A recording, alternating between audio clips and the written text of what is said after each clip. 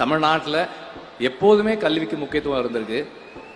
அப்பா அம்மா எவ்வளோ கஷ்டப்பட்டாலும் சாப்பாட்டுக்கு வழி இல்லைனாலும் பிள்ளைங்களை படிக்க வைக்கணும்னு நினைப்பாங்க. அது 50 வருஷமா தமிழ்நாட்டில் தொடர்ந்து கல்விக்காக நடந்த வேலை. அது இப்போ கல்வியை நம்ம கிட்ட இருந்து சிஸ்டமிக்கா எடுக்கிறதுக்கு ஒரு வேலை நடக்குதுன்னும் போது அதை சிஸ்டமிக்காவே எப்படி எதிர்க்கணும், அதை சிஸ்டமிக்கா எப்படி எதிர்கொள்ளணும்ன்றது தான் இந்த 4 வருஷத்துல நடந்திருக்கிறது. குறிப்பா இந்த மேடையில நாம பார்த்த அந்த உயர்கல்வி இந்த வருஷம் சேர்ந்த அந்த மாணவர்களுடைய எண்ணிக்கை இருக்கு இல்லையா, அது எனக்கு ரொம்ப நெகிழ்வா இருந்தது.